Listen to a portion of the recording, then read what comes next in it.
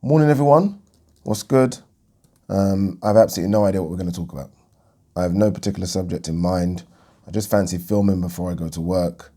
And look, this is boxing, so I'm sure we'll find something to talk about for the next sort of 12 or 15 minutes, right? I'm sure we will. All right, let's crack on. Errol Spence will attempt 3 fights next year. 2021 will be busy. Yeah, I doubt that. I doubt Errol Spence is going to fight three. Look, most top boxers don't fight 3 times anymore. It's very, very rare. I'm trying to think of a boxer, an elite boxer, recently has had 3 fights in a calendar year. Can't think of one. Can't think of one. There must be someone, but I can't think of one. It just doesn't happen that much anymore, does it? Tyson Fury did, but his opponents were low. Like when he fought Schwartz and Otto Wallin, then Wilder. Or was it Wilder, Schwartz, Wallin? Like that was, I think, 3 fights within 12 months. But Schwartz and Wallin, So it's rare, so I don't expect it to happen. For me, it should happen all the time. I think elite boxers should fight 3 times a year. But yeah, times have changed. I say times have changed. Even back in the 80s and the early 90s, the top boxers didn't fight 3 times a year. It just wasn't a thing. But yeah, it's a shame that we only get to see these fighters, some of them once a year. Some of them once a year, and I think that's a disgrace. That's a bloody disgrace, but the minimum 2 times. I don't mind if we see Errol Spence twice, as much as those fights are against good guys. That's it. I mean, if you're going to fight twice a year, which should be the bare minimum, then at least make those fights good fights. Fingers crossed, one of those fights is Terence Crawford, but we shall see. Canelo, those who know more about boxing consider me pound for pound best. Yeah, I do think, it's going to be hard to disagree with Canelo being the pound for pound number one. I know a lot of people don't. A lot of boxing people that I speak to don't have him as pound for pound number one, just because of that drug issue he had, the clenbuterol. But taking away that, I know it's difficult to take that away. Taking away that though, he is quite easily the pound for pound number one. Like I think second is by some distance, and I think second. Now, I know people say Crawford Inoue, second, Obviously, Loma's fallen off. Loma's probably, 5 or 6, or maybe even a bit lower. Then you got fighters like Usyk, Estrada. But, yeah, Canelo's number one by far. Especially if he beats Callum Smith and now wins a belt, a legit belt at 168. Do you know what I mean? That's solid, man. Canelo's recent resume is actually quite ridiculous. So, yeah, I think he's pound for pound number one. Anthony Joshua, I spoke to Klitschko to get information on Pulev. Okay. I mean, look, obviously Klitschko was the person to beat him, right? Anthony Joshua does seem to have a good relationship with Vladimir Klitschko. Let's hope that he can have a similar career, right? I mean, Vladimir Klitschko tasted defeat early in his career, right, when he was quite hyped as well. Came back, changed up his style a bit. Obviously, he had the great Manny Stewart with him, which helps, right? Changed up his style, though, used his jab a lot more, became a very defensive-minded boxer, was able to pull the trigger when he needed to, just like he did in the Pulev fight. But let's hope that AJ can sort of emulate that and sort of switch up his style. He might lose some fans along the way, just like people started calling the Klitschko's quite boring. I don't know why they called Vitaly boring, by the way, but everything was, the Klitschko's are boring. So AJ might lose some fans. I was speaking to someone the other day about this who was a bit of a casual, to be honest, and they were like, they don't like AJ's style of boxing. I was like, come on, man. What, just because of one fight against Ruiz? That's not AJ's style of boxing. That's just a case of he had to get his belts back. Give him time, please. Eddie Hearn aims to finalise Fury-Joshua deal in coming weeks if Joshua beats Pulev. I don't know if I believe any of this. I don't know if I believe any of this talk, if I'm honest with you. I thought the deal was already finalised. Wasn't it announced last year sometime? No, not last year, in the summer, that terms have been agreed, like it's done. It's almost a case of AJ just has to get past Pulev, but we've already sat around the table. Do you remember this, or is it just me? Like, we've already sat around the table, terms have been agreed, deal's done. They just have to get past their respective fights. So I don't see why you have to now finalise another deal. I thought it was already finalised. I'm not sure. WBC president smiles. I will 100% support Mayweather versus Logan Paul. Shocker. Shocker. Why is it the WBC that's always involved in these things? Like, no other belt is involved. Like, why is it always the WBC? They seem to have just aligned themselves with everything. Like, they started giving out medals. I remember watching the Jake Paul-Nate Robinson fight. Even Nate Robinson got a medal, like a participation medal. Roy Jones Jr. and Mike Tyson got belts. No doubt Floyd will get something for his fight. Like, and we got to talk about, you know what? In fact, that Bridgerweight, there is something to talk about, that Bridgerweight. I forgot it. I saw something the other day. This Bridgerweight thing is legit, innit? I thought it wasn't, but it clearly is legit.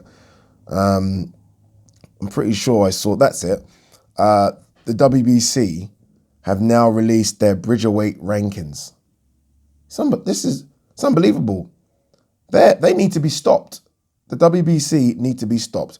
Okay, like, I'm not too keen on this, but it's going forward. If it's going forward, the WBO need to be involved, the IBF need to be involved, the WBA need to be involved, all the other belts need to be involved. This is why we need a governing body. WBC almost think that they are the fucking governing body of boxing, and they're not. But they've done their Bridgerweight rankings. Oscar Rivas is number 1. Riyad Mary's number 2. Kevin Lerena, who I think is the IBO Cruiserweight World Champion, is number 3. Another few names on there. Bryant Jennings, who says he's actually now fighting again, although he did say he was going to retire. He's in there. Arthur Spilk is in there. Alan Babich is in there as well. Way down, I think like ranked number 15, Isaac Chamberlain's in there. How can Isaac Chamberlain be in a Bridgerweight when he's too small for Cruiserweight? I don't get it. I don't get it anyway. But yeah, they need to be stopped. They need to be stopped. They are ruining the sport of boxing as far as I'm concerned. Sean Porter, I can definitely see Crawford making moves to PBC. Have a feeling that Arum knows. Yeah, I mean, it's not rocket science.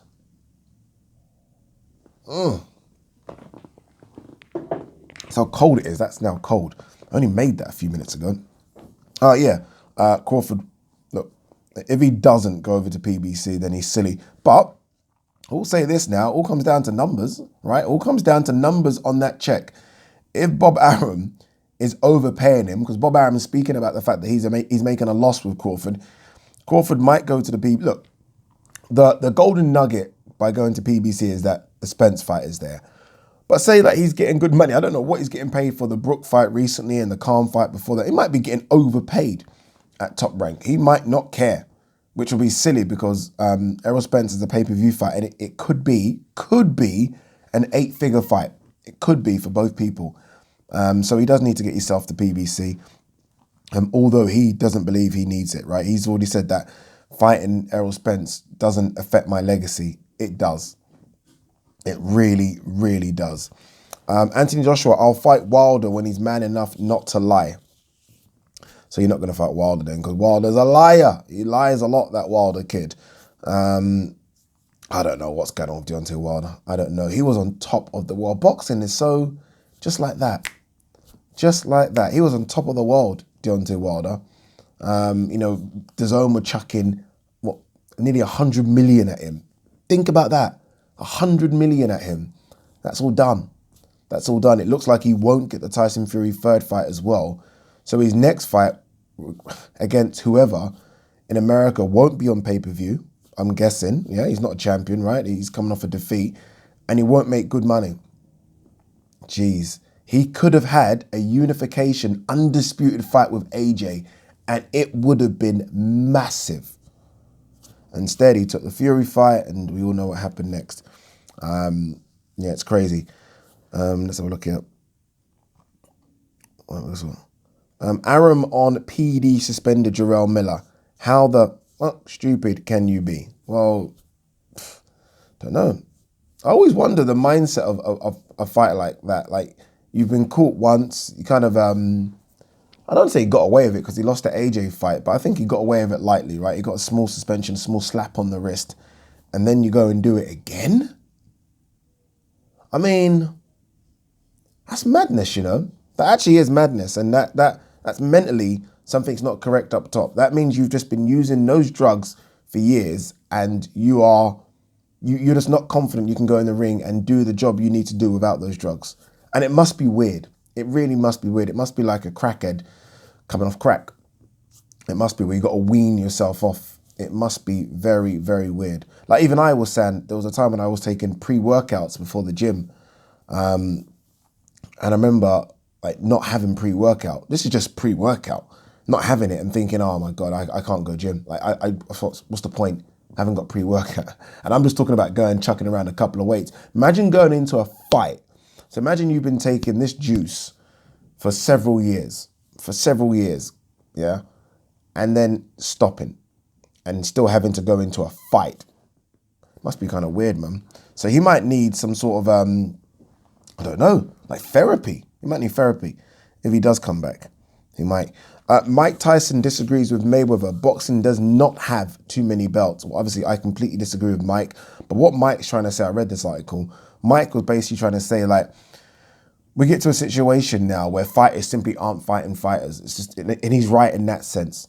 And it's all about making money. Like this sport's all about making money. So if fighter A doesn't want to fight fighter B will at least make some money if he can grab a belt from somewhere else and doesn't have to fight fighter A, but he'll get money because he's a world champion. Does that make any sense? Fingers crossed it makes sense.